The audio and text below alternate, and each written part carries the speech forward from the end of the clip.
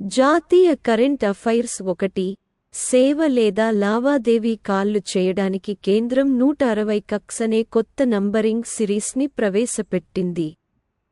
ఈ చర్య పౌరులు చట్టబద్ధమైన కాల్లను సులభంగా గుర్తించడంలో సహాయపడటానికి మరియు 10 అంకెల మొబైల్ నంబర్లను ఉపయోగించి టెలిమార్కెటర్ల నుండి అయాచిత వాయిస్ కాల్లను అరికట్టడంలో సహాయపడుతుంది. 2. భారతదేశం లోక్సభ ఎన్నికల 2024లో 31.2 కోట్ల మంది మహిళలతో సహా 64.2 కోట్ల మంది ఓటర్లతో ప్రపంచ రికార్డు సృష్టించింది. America, Britain, France, Germany, Italy, Japan మరియు కెనడా మొత్తం G7 దేశాల ఓటర్లలో ఈ సంఖ్య 1.5 రెట్లు అని ప్రధాన ఎన్నికల కమిషనర్ రాజీవ్ కుమార్ తెలిపారు. 3. ప్రస్తుత లోక్సభ స్పీకర్గా ఉన్న ఓం బిర్లా జూన్ 4, 2024న కోట పార్లమెంటరీ స్థానాన్ని గెలుచుకోవడం ద్వారా విశేషమైన ఘనతను సాధించారు. 41,139 ఓట్ల తేడాతో బిర్లా 20 ఏళ్లలో పార్లమెంట్ దిగువ సభకు తిరిగి ఎన్నికైన తొలి ప్రిసైడింగ్ అధికారిగా నిలిచారు. 4. సెంట్రల్ బోర్డ్ ఆఫ్ పరోక్ష పన్నులు మరియు కస్టమ్స్ (సిబిఐసి) చైర్మన్ హెచ్ఆర్ఆర్ సంజయ్ కుమార్ అగర్వాల్ హర్యానాలోని రోహ్తక్లో central board of indirect tax (CGST) Rohtak commissionerate యొక్క అధికారిక సముదాయం అయిన జీఎస్టీ భవన్ను అధికారికంగా ప్రారంభించారు. ప్రారంభ కార్యక్రమంలో సిబిఐసి, జీఎస్టీ, లీగల్, సిఎక్స్ మరియు సెయింట్ సభ్యురాలు Shri Shashank Priya, Panchkula zone, CGST Rohtak commissionerate నుండి అధికారులు మరియు సిబ్బంది మరియు సీనియర్ సిబిఐసి అధికారులు పాల్గొన్నారు. 5. మధ్యప్రదేశ్లోని ఇండోర్లో 2.18 లక్షల మంది ఓటర్లు లోక్సభ ఎన్నికల్లో నన్ ఆఫ్ ది ఎబవ్ ఆప్షన్ను ఎంచుకుని నోటా రికార్డు సృష్టించారు. దీనికి సంబంధించిన లెక్కింపు మంగళవారం జరుగుతోంది. మొత్తం ఓటర్లలో మధ్యాహ్నం 2:01 మంది సుప్రీంకోర్టు ఆదేశాలను అనుసరించి 2013లో ప్రవేశపెట్టిన నన్ ఆఫ్ ది ఎబవ్ ను ఎంచుకున్నారు. 6. యునెస్కో దక్షిణాసియా ప్రాంతీయ కార్యాలయం భారత ప్రభుత్వ ఎలక్ట్రానిక్స్ మరియు సమాచార సాంకేతిక మంత్రిత్వ శాఖ (MET-Y) సహకారంతో న్యూఢిల్లీలోని తాజ్ ప్యాలెస్ హోటల్లో సేఫ్, విశ్వసనీయ మరియు నైతిక ఇపై నేషనల్ స్టేక్హోల్డర్ వర్క్షాప్ను నిర్వహించింది. ఈ ఈవెంట్ భారత ప్రభుత్వం ద్వారా ఇండియా మిషన్ ఆమోదం పొందిన తరువాత భారతదేశం యొక్క పర్యావరణ వ్యవస్థను మెరుగుపరిచే దిశగా ఒక ముఖ్యమైన దశను సూచిస్తుంది. దీనితో గణనీయమైన కేటాయింపులు 10,000 కోట్ల రూపాయలు. 7. ఇద్దరు పర్యావరణవేత్తలు జై ధర్ గుప్తా మరియు విజయ్ ధాస్మన ఉత్తరాఖండ్లోని రాజాజీ నేషనల్ పార్క్లోని రాజాజీ రఘటి బయోస్పియర్ (ఆర్ఆర్బి) అని పిలువబడే టైగర్ రిజర్వ్లో భారతదేశపు మొదటి బయోస్పియర్ను సృష్టించారు. 8. జాతీయ మానవ హక్కుల కమిషన్ (ఎన్హెచ్ఆర్సి) ఉత్తరప్రదేశ్, మధ్యప్రదేశ్, రాజస్థాన్ మరియు గుజరాత్ అనే 4 రాష్ట్రాలకు నోటీసు జారీ చేసింది. ఈ నోటీసు 2020లో ఒక తండ్రి తన కుమార్తెను 2.5 లక్షలకు విక్రయించిన కేసును అనుసరిస్తుంది మరియు ఆమె మృతదేహాన్ని కనుగొన్న తర్వాత కమిషన్కు ఫిర్యాదు చేసింది. 9. ఈ ప్రాంతంలో పెరుగుతున్న చైనా ప్రభావాన్ని ఎదుర్కోవడానికి వ్యూహాత్మక ఎత్తుగడలో బంగ్లాదేశ్లోని మోంగ్లా నౌకాశ్రయాన్ని నిర్వహించడంపై భారతదేశం దృష్టిపెట్టింది. ఇరాన్లోని చబహార్ మరియు మయన్మార్లోని సిట్వే విజయాల తరువాత భారతదేశం తన విదేశీ పోర్ట్ కార్యకలాపాలను విస్తరించడం ద్వారా తన వాణిజ్య మరియు భద్రతా ప్రయోజనాలను మరింత బలోపేతం చేసుకోవాలని లక్ష్యంగా పెట్టుకుంది. 10.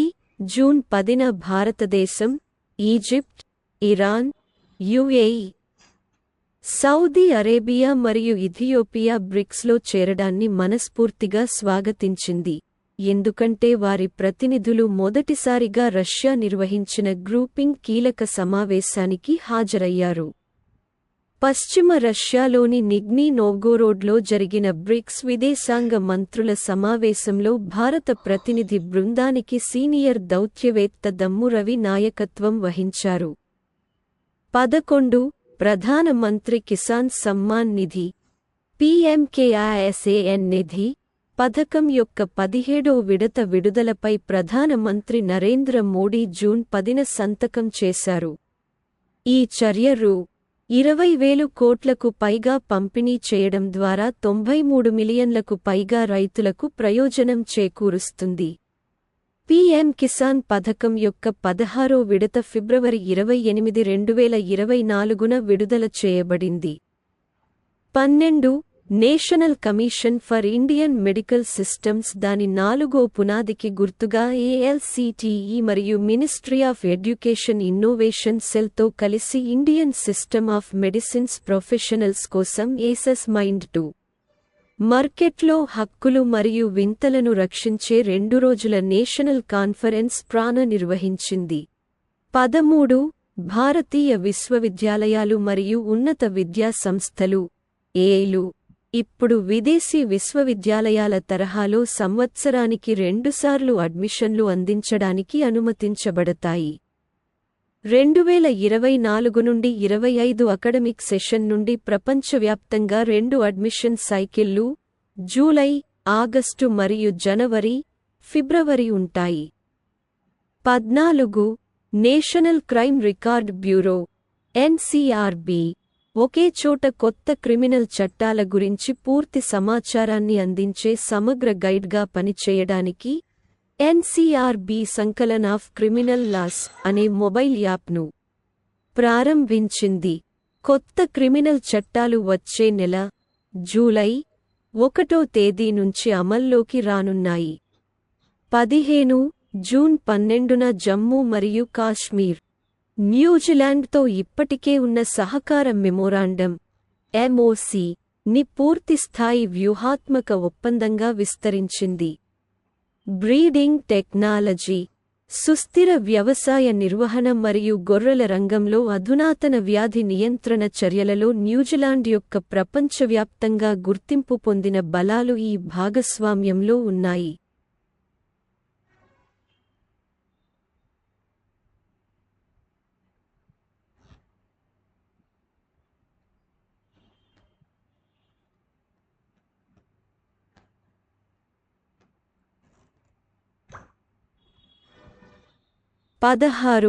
భారతదేశం నైట్రస్ ఆక్సైడ్ N2O యొక్క ప్రపంచంలో 2వ అతిపెద్ద మూలం. ఇది కార్బన్ డయాక్సైడ్ కంటే వాతావరణాన్ని చాలా ఎక్కువగా వేడి చేసే గ్రీన్హౌస్ వాయువు. 2020లో ఇటువంటి గ్లోబల్ మ్యాన్-మేడ్ ఉద్గారాలలో దాదాపు 11% భారతదేశం నుండి వచ్చాయి. చైనా మాత్రమే 16%తో అగ్రస్థానంలో ఉంది. జూన్ 12న జర్నల్ ఎర్త్ సిస్టమ్ సైన్స్ డేటాలో ప్రచురించబడిన N2O ఉద్గారాల ప్రపంచ అంచనా ప్రకారం ఈ ఉద్గారాల యొక్క ప్రధాన మూలం ఎరువుల వాడకం నుండి వస్తుంది.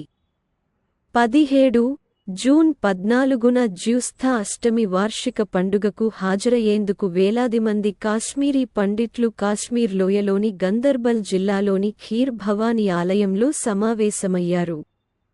వారిలో చాలామంది 1990వ దశకంలో ఉగ్రమైన తీవ్రవాదం నేపథ్యంలో దేశంలోని వివిధ ప్రాంతాలకు వలస వెళ్లారు. 18 రాజ్యసభ చైర్పర్సన్ మరియు ఉపాధ్యక్షుడు జగదీప్ ధన్ఖర్ పార్లమెంట్ హౌస్ కాంప్లెక్స్లో ప్రేరణ స్థల్, స్ఫూర్తి ప్రదేశం ని ప్రారంభించారు. కొత్తగా నిర్మించిన ఈ స్థలంలో జాతీయ చిహ్నాలు మరియు స్వాతంత్ర్య సమరయోధుల విగ్రహాలు ఉన్నాయి. అవి గతంలో ఆవరణలో వివిధ ప్రదేశాలలో చెల్లాచెదురుగా ఉన్నాయి. 19 భారతదేశం తన ప్రతిష్టాత్మకమైన డీప్ సీ మిషన్ను ప్రారంభించడం ద్వారా శ్రేష్టమైన దేశాల సమూహంలో చేరడానికి సిద్ధంగా ఉంది. అటువంటి సంచలనాత్మక ప్రయత్నాన్ని ప్రారంభించిన 6వ దేశంగా నిలిచింది. Science and technology, earth sciences, PMO, atomic energy, space, personal, public grievance మరియు పెన్షన్ల కోసం కేంద్ర సహాయ మంత్రి, స్వతంత్ర బాధ్యత డాక్టర్ జితేంద్ర సింగ్ ఇటీవల న్యూఢిల్లీలో జరిగిన సమావేశంలో ఈ మిషన్ పురోగతిపై గర్వం మరియు సంతోషం వ్యక్తం చేశారు. 2014 ఖరీఫ్ పంటలకు ఎంఎస్పీ పెంపు, వారణాసి విమానాశ్రయం విస్తరణ మరియు వధావన్లో కొత్త ప్రధాన ఓడరేవు ఏర్పాటుతో సహా మొత్తం ₹2.88 లక్షల కోట్ల ఆర్థిక చర్యలకు కేంద్ర మంత్రివర్గం ఆమోదం తెలిపింది. మోదీ ప్రభుత్వం మూడో టర్మ్లో కేంద్ర మంత్రులకు పోర్ట్ఫోలియోలను కేటాయించిన తర్వాత జరిగిన తొలి క్యాబినెట్ సమావేశంలో ప్రకటించిన ఈ నిర్ణయాలు వివిధ రంగాలను బలోపేతం చేయడం మరియు ఆర్థిక వృద్ధిని నడపడం లక్ష్యంగా పెట్టుకున్నాయి. 21 వరల్డ్ ఫుడ్ ఇండియా 3వ ఎడిషన్కు పూర్వగామిగా కేంద్ర ఫుడ్ ప్రాసెసింగ్ పరిశ్రమల మంత్రి శ్రీ చిరాగ్ పాస్వాన్ మరియు కేంద్ర ఫుడ్ ప్రాసెసింగ్ పరిశ్రమలు మరియు రైల్వే శాఖ సహాయ మంత్రి Shri Ravneet Singh world food India 2024 కోసం వెబ్సైట్ మరియు మొబైల్ అప్లికేషన్ను ప్రారంభించారు. 22 భారతదేశంలో ఆఫ్ షోర్ విండ్ ఎనర్జీ ప్రాజెక్టుల అమలు కోసం వయబిలిటీ గ్యాప్ ఫండింగ్ (VGF) పథకాన్ని ప్రధాని నరేంద్ర మోదీ అధ్యక్షతన జరిగిన కేంద్ర మంత్రివర్గం ఆమోదించింది. ఈ నిర్ణయం దేశం యొక్క ప్రత్యేక ఆర్థిక జోన్లోని విస్తారమైన ఆఫ్షోర్ పవన శక్తి సామర్థ్యాన్ని ఉపయోగించుకునే దిశగా ఒక ముఖ్యమైన దశను సూచిస్తుంది. ఈ పథకం కోసం మొత్తం ఆర్థిక వ్యయం ₹7,453 కోట్ల. 23 ప్రధాన మంత్రి శ్రీ నరేంద్ర మోదీ నేతృత్వంలోని కేంద్ర మంత్రివర్గం 2024 నుండి 285 నుండి 2922 వరకు ₹2,254.43 కోట్ల సమగ్ర ఆర్థిక కేటాయింపులతో national forensic infrastructure enhancement scheme (NFIS) పేరుతో సెంట్రల్ సెక్టార్ స్కీమ్ను మంజూరు చేసింది. హోం వ్యవహారాల మంత్రిత్వ శాఖ నేతృత్వంలోని ఈ చొరవ, మౌలిక సదుపాయాలు మరియు మానవ వనరులలో వ్యూహాత్మక పెట్టుబడుల ద్వారా భారతదేశం యొక్క ఫోరెన్సిక్ సామర్థ్యాలను పెంపొందించడం లక్ష్యంగా పెట్టుకుంది. 24 భారతదేశం యొక్క పోర్ట్ డెవలప్మెంట్ ప్రోగ్రాంకు గణనీయమైన ప్రోత్సాహాన్ని అందించడంలో 2023 container port performance index (CPPI) యొక్క తాజా ఎడిషన్లో భారతదేశంలోని 9 పోర్ట్లు గ్లోబల్ టాప్ 100లోకి వచ్చాయి. ఈ నివేదికను ప్రపంచ బ్యాంకు మరియు S&P గ్లోబల్ మార్కెటింగ్ ఇంటెలిజెన్స్ తయారు చేశాయి.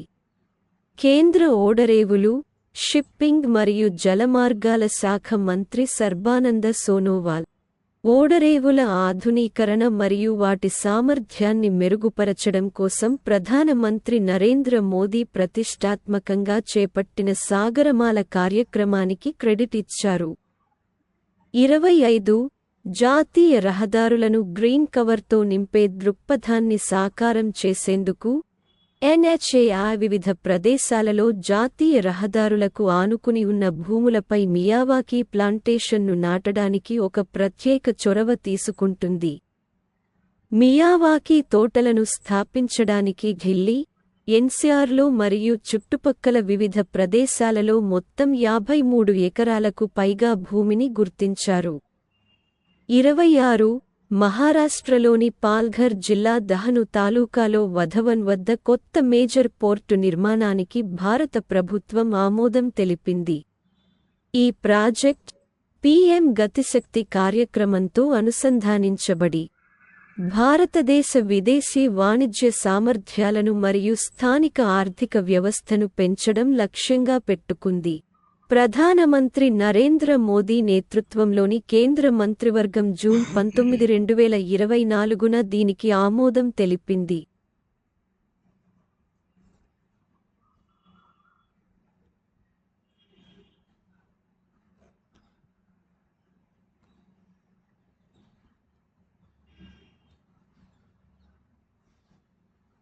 27 వారణాసిలోని లాల్ బహదూర్ శాస్త్రి అంతర్జాతీయ విమానాశ్రయాన్ని రూ. 2870 కోట్లతో అభివృద్ధి చేసేందుకు ఎయిర్పోర్ట్స్ అథారిటీ ఆఫ్ ఇండియా ప్రతిపాదనను ప్రధాన మంత్రి శ్రీ నరేంద్ర మోదీ అధ్యక్షతన జరిగిన కేంద్ర మంత్రివర్గం ఆమోదించింది. ఇందులో కొత్త terminal building, apron extension, runway extension, సమాంతర టాక్సీ ట్రాక్ మరియు అనుబంధ పనుల నిర్మాణం ఉన్నాయి. 28 రహదారి భద్రతను పెంపొందించే ప్రయత్నంలో national highways authority of India NHAI, Indraprastha institute of information technology IIT, ఢిల్లీతో ఒక అవగాహన ఒప్పందాన్ని కుదుర్చుకుంది. ఇది నేషనల్ క్యాపిటల్ టెరిటరీ NCT ప్రభుత్వంచే స్థాపించబడిన సాంకేతిక విశ్వవిద్యాలయం. సుమారు 25,000 కిలోమీటర్లు విస్తరించి ఉన్న జాతీయ రహదారులపై రహదారి చిహ్నాల లభ్యత మరియు స్థితిని మెరుగుపరచడానికి కృత్రిమ మేధస్సు AI ని ఉపయోగించుకోవడం ఈ సహకారం లక్ష్యం. 29 ఒక ముఖ్యమైన పరిణామంలో 7 పర్యాయాలు లోక్సభ సభ్యుడు అయిన భర్తృహరి మహతాబ్ దిగువ సభ ప్రోటెం స్పీకర్గా నియమితులయ్యారు. పార్లమెంటరీ వ్యవహారాల మంత్రి కిరణ్ రిజిజు జూన్ 20న ఈ విషయాన్ని ప్రకటించారు. 2023 నుండి 24 ఆర్థిక సంవత్సరంలో నేషనల్ మానిటైజేషన్ పైప్లైన్ NMP కింద 1.56 లక్ష కోట్ల విలువైన ఆస్తులను ప్రభుత్వం మోనటైజ్ చేసింది. లక్ష్యం 1.8 లక్ష కోట్ల కంటే తక్కువగా ఉంది. ఈ పనితీరు 2021 నుండి 22లో సాధించిన సాధనలో దాదాపు 159%ని సూచిస్తుంది. NMP బ్రౌన్ ఫీల్డ్ ఇన్ఫ్రాస్ట్రక్చర్ ఆస్తుల విలువను అన్లాక్ చేయడం లక్ష్యంగా పెట్టుకుంది. FY22 నుండి FY25 వరకు 4 సంవత్సరాల కాలంలో మొత్తం మానిటైజేషన్ సంభావ్యత 6 లక్ష కోట్లుగా అంచనా వేయబడింది. 31 directorate general of civil aviation DGCA 2025 నాటికి విమానయానంలో మహిళా ప్రాతినిధ్యాన్ని 25%కి పెంచే లక్ష్యంతో పౌర విమానయాన రంగంలో లింగ సమానత్వం అనే శీర్షికతో ఒక సలహా సర్క్యులర్ను జారీ చేసింది. ఈ చొరవ భారత రాజ్యాంగంలో పొందుపరచబడిన లింగ సమానత్వ సూత్రాలకు మరియు విమానయానంలో సమాన అవకాశాల కోసం అంతర్జాతీయ పౌర విమానయాన సంస్థ ICAO దృష్టికి అనుగుణంగా ఉంటుంది. 32 కేంద్ర హోం మంత్రి మరియు సహకార మంత్రి Shri Amit Shah fast track immigration trusted traveller programme ను ఇందిరాగాంధీ అంతర్జాతీయ విమానాశ్రయం న్యూఢిల్లీ జూన్ 22 టెర్మినల్ -3లో ప్రారంభించారు. ఈ కార్యక్రమంలో కేంద్ర హోం శాఖ కార్యదర్శి మరియు పలువురు ప్రముఖులు పాల్గొన్నారు. 33 లడఖ్లో కార్గిల్ యుద్ధ వీరులకు నివాళిగా భారత సైన్యం ఖలుబర్ యుద్ధ స్మారక చిహ్నాన్ని పర్యాటకులకు తెరిచింది. ఈ సంవత్సరం జూలై 26న దేశం కార్గిల్ విజయ్ దివస్ 25వ వార్షికోత్సవాన్ని జరుపుకోనుండగా ఈ ప్రారంభ వేడుక ఫారెవర్ ఇన్ ఆపరేషన్స్ విభాగం యొక్క కార్గిల్ విజయ్ దివస్ వేడుకల్లో భాగంగా జరిగింది. ప్రఖ్యాత ఆర్యన్ వ్యాలీలో ఉన్న ఈ స్మారకం యుద్ధ సమయంలో లోయను తిరిగి పొందేందుకు పోరాడిన సైనికుల శౌర్యాన్ని మరియు త్యాగాలను గుర్తుచేస్తుంది. 34 భారతీయ జనతా పార్టీ BJP అధ్యక్షుడు మరియు కేంద్ర మంత్రి జగత్ ప్రకాష్ నడ్డా రాజ్యసభలో సభానాయకుడిగా ఎంపికయ్యారు. ఇటీవల లోక్సభ ఎన్నికల్లో గెలిచి జూన్ 24న ప్రమాణం చేసిన కేంద్ర మంత్రి పీయూష్ గోయల్ స్థానంలో పార్లమెంట్ దిగువ సభ సభ్యునిగా నడ్డా నియమితులయ్యారు. 35 భారత ప్రజాస్వామ్యానికి ఒక ముఖ్యమైన రోజున ఓం బిర్లా 18వ లోక్సభ స్పీకర్గా తిరిగి ఎన్నికయ్యారు. ఈ సంఘటన భారతదేశ పార్లమెంటరీ చరిత్రలో ఒక ముఖ్యమైన మైలురాయిని సూచిస్తుంది మరియు మన ప్రజాస్వామ్య సంస్థల బలాన్ని గుర్తుచేస్తుంది. 36 ఒక మార్గదర్శక చర్యలో బొగ్గు మంత్రిత్వ శాఖ జార్ఖండ్లో భూగర్భ బొగ్గు గ్యాసిఫికేషన్ కోసం భారతదేశం యొక్క ప్రారంభ పైలట్ ప్రాజెక్ట్ను ప్రారంభించింది. జమ్తారా జిల్లాలోని కస్తా కోల్ బ్లాక్ వద్ద ఉన్న ఈస్టర్న్ కోల్ ఫీల్డ్స్ లిమిటెడ్ ఈ వినూత్న వెంచర్ బొగ్గు పరిశ్రమను మార్చే లక్ష్యంతో ఉంది. 37 Bharat centre of Olympic research and education BCORE June 23న గుజరాత్లోని గాంధీనగర్ జిల్లాలోని రాష్ట్రీయ రక్ష విశ్వవిద్యాలయంలో ప్రారంభించబడింది. ప్రారంభోత్సవ కార్యక్రమంలో ఇండియన్ ఒలింపిక్ అసోసియేషన్ ప్రెసిడెంట్ మరియు లెజెండరీ స్ప్రింటర్ పిటి ఉష మాట్లాడుతూ, ఈ కేంద్రం భారత క్రీడా పర్యావరణ వ్యవస్థలో విజ్ఞానం, ఆవిష్కరణ మరియు పనితీరుకు కేంద్రంగా పనిచేస్తుందని అన్నారు.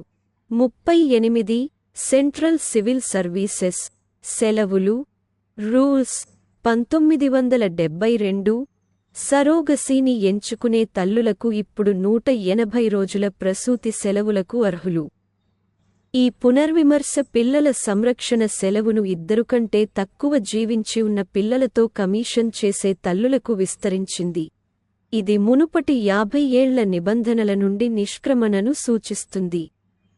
సవరించిన నిబంధనల ప్రకారం కమిషన్ చేసే తండ్రులకు 15 రోజుల పితృత్వ సెలవు కూడా మంజూరు చేయబడింది. 39 కొత్త క్రిమినల్ చట్టాలపై లోతైన సమాచారాన్ని అందించడానికి ఆర్పీఎఫ్ టెక్ టీం రూపొందించిన సంజ్ఞాన్ యాప్ను RPF director general Manoj Yadav ఈరోజు ప్రారంభించారు. భారతీయ న్యాయ సంహిత BNS 2023, భారతీయ నాగరిక్ సురక్ష సంహిత BNSS 2023 మరియు భారతీయ సాక్ష్య అధినియం BSA 2023.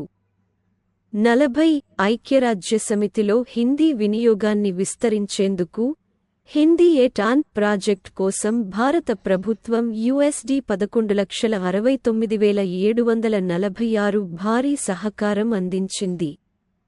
ఐక్యరాజ్యసమితిలో హిందీ వినియోగాన్ని విస్తరించేందుకు భారత ప్రభుత్వం నిరంతర ప్రయత్నాలు చేస్తోంది.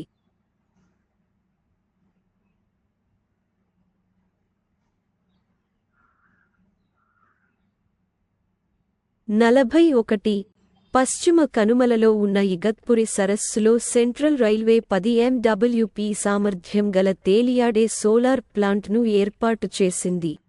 ఇది భారతీయ రైల్వేలచే మొదటి రకం చొరవ.